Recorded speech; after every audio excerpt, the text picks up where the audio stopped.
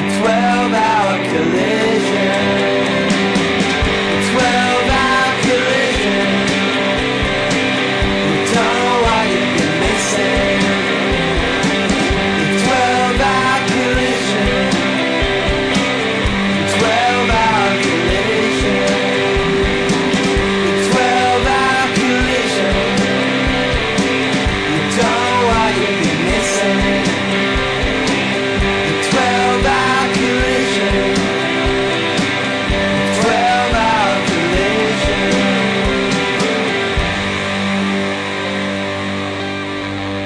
Pine, 12-hour collision, and before that you heard Flip Greater with Careful here on Kiwi. It's 8:45. The Radio Wammo Breakfast. Sailing the high seas of movie trailers. It's Trailer Sailor with Lyndon Puffin. My name's Syracuse. We've been sober about 2 years. This is where they all clap. Where did you see that in the movies? The girl here, sir. Is that illegal? No, but it's unusual. I stole some lady's clothes. I don't like this at all. They were for this girl I met. Thank you. So, what's the story? She sings to the fishes, and he catches them. You bring me luck. That would be Selk. How long are you staying? Depends on you. It depends on me. You can stay forever. It is Trailer Sailor with Lyndon Puffin. Lyndon Puffin, good morning to you. Yes, kia ora and good morning to you guys as well. Beautiful little Irish film, Onedine. I think I'm saying the word right. Onedine. Anyway, from director Neil Jordan, who made The Crying Game, Interview with the Vampire and The Good Thief, comes a sweetly disturbing wee fairy tale called Onedine, starring Colin Farrell as a simple Irish fisherman who catches a beautiful woman in his trawling net, pulls her up out of the net from the deep, and she's dead. And then she wakes up in front of him, and she's alive, and she's really beautiful, and she doesn't smell. She's the mythical Onedine, a water nymph, and legend has it they can only gain the soul if they marry a man and bear him a child. They have beautiful singing voices, sort of like sirens, which she uses to sing to the fishes and bring him record big catches. Now, they're not inherently evil, however, they can curse an unfaithful husband to stop breathing in his sleep, which is where the old slang for sleep apnea actually comes from. Huh. That, you know, sleep apnea when you know people who don't sleep properly, don't breathe properly in their sleep, they it's terrible. I had a guy in a band I would tour with who did that, and I think he's going to die every night. Now, the actual slang for that is Ondine's Curse, is what it was called, and it comes from this myth. Anyway, the movie is about that myth. Onedine and Farrell's character, Syracuse, this is what he's called, they fall passionately in love. Syracuse, he has a sick and ailing daughter who Onedine may be able to help with her kind of otherworldly powers, but reality comes crashing in as the village learns of Ondine's existence. I got to say that Alicia Buckleda, who plays Onedine, is suitably gorgeous, as is Colin Farrell. Sorry, sound like Chaz there, but he's unshaven, long hair, he's got this thick Irish accent. I mean, this is a film for the lovers of the land between reality and fantasy. I was going to make a whole new word, fantasy. Anyway, thinking Big Fish, movies like that, where there's a suspension, it looks real, but then the kind of magic happens, magic realism, you could say. Yeah, look, it looks like a lovely film, a gentle film, a moving film, a film for a box full of tissues, probably, and what's more, to seal the deal, the music's done by Sigaros. So there you go. 4 out of 5, Onedine, beautiful film about an Irish myth.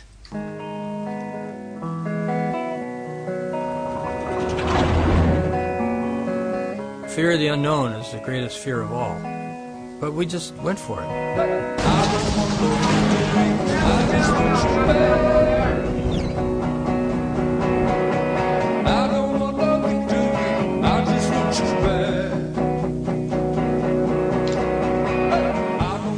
Really underestimated this thing. I would even think about going back. Oh, God. Oh, God, no. All right, okay, so this is called 180 Degrees South, the one you're listening to. Conquerors of the Useless is the subtitle of it. I'll explain that in a minute. But anyway, in 1968, Yvonne Chouinard and a guy called Doug Tompkins released this pioneering adventure film that some of you will have seen called Mountain of Storms, about an epic journey from California all the way down to Patagonia, South America, southern Argentina, where they climbed an infinitely difficult mountain peak called Cerro Fitzroy and surfed huge deadly waves against the cliffs of Cape Horn. This journey in the film that came out played a large part in the beginning of the environmental conservation movement, and Yvonne and Doug sort of became figureheads. Whether they planned on that happening, it just did. Anyway, Doug Tompkins, then having made the film, he went on to become extremely rich, establishing North Face camping gear and then Esprit clothing, the massive Esprit clothing thing. That was his idea. This guy in this film, he was just a young kind of adventurer guy at this point, and then he gets really burnt out with the whole kind of business thing, and so he sells Esprit clothing in the 80s for sort of tens of billions of dollars, and uses that money to buy up the single largest amount of conservation land, 2 million acres of it in Chile and Argentina, and turns it into publicly usable national parks. He's done more of that than anybody else in the world. So this film, 180 Degrees South, the director Chris Malloy and a new young adventurer guy called Jeff Johnson team up with their heroes, who are still both alive because they're both really fit,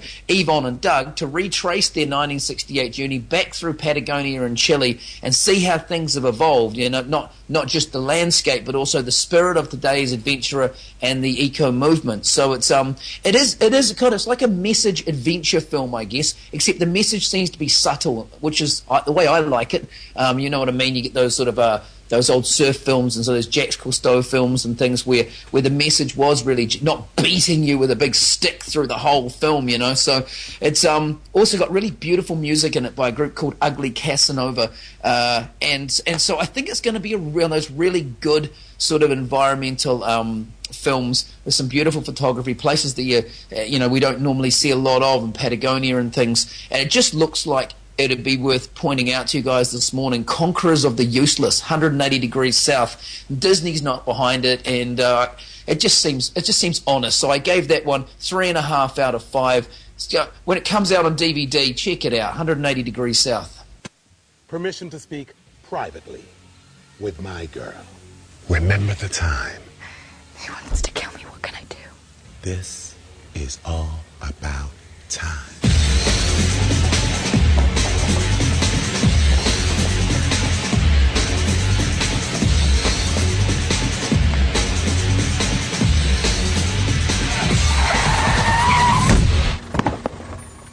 Look at the bloody time. 9 minutes late here, 9 now. I'm late in 2 places at once. Right. Whams, this one's called Malice in Wonderland. Sorry, God, I heard myself distorting like a bug. So it's called Malice in Wonderland. I mean, I had to pick it out because I saw the little thumbnail there and I thought, what? Malice in Wonderland? Didn't Snoop Dogg put in an album at the end of last year called Malice in Wonderland? Does he turn that into a feature film? So I clicked on it and, thought, come on, with all the hype surrounding Tim Burton and Johnny Depp's Alice in Wonderland, I was intrigued to see if this was the Snoop Dogg thing, and it wasn't. I thought, well, if it's not, it must be a knockoff porn flick. And, to be honest, considering Lewis Carroll's subversive story of dark passageways and forbidden doors and rabbits and double-headed beasts, it would probably make sense in the genre of like Gangbangs of New York or Star Whores or Forrest Hump or Pearl Harbor Necklace or something like that. I figured Malice in Wonderland would make an awesome title, but no, Malice in Wonderland is a proper film that just happens to come out a couple of weeks after the other one. Convenient, yes. Good, no. That's what I'm saying. The phrase straight to DVD springs to mind. But I guess in lieu of all the extra hype and attention, they thought it'd be worth giving it a cinematic release. So the film itself appears to be some sort of modern Tarantino-esque sort of take on the original. It's an adaptation of the Alice in Wonderland story as set in the modern environment sort of thing. That sort of shit that sells pretty close to win. But this one, what happens is you got a beautiful girl who gets hit by a cab, as we saw in that scene there. She loses her memory and she wakes up in Wonderland, which looks a hell of a lot like a bag club in London full of B-grade actors from the 90s. Now, all loosely playing adapted roles from Alice, so you've actually got their characters. One's called the Mad Hatter, one's called the Cheshire Cat. Anyway, Malice has to find her way back into the real world before, she's got amnesia or something, and her daddy's offered a $10 million reward, and it looks a bit like a video game, come movie, come pornography, Anyway, I've seen, if the best bits of this film are in the trailer, just forget it, man. Just don't be sucked in because it's got a good poster. It's called Malice in Wonderland. It should have been been a porn movie. Don't be fooled. You've been warned. I didn't even feel good about giving it 1 out of 5. It looked that much rubbish. So I thought just because it was there and it was getting the hype it shouldn't, I'd warn you with that one. And then I thought, Whams, is it possible if we go out on a little bit of a Snoop Dogg song from the first single from the album Malice in Wonderland that came out at the end of last year? Because at least that's a lot closer to a porn than this film is. Anyway, that's Trailer Trash for another week. I'll see you next week. That's Linda Puffin saying kia ora na. Radio killer, Big Snoop D.O. Dub, the American dream.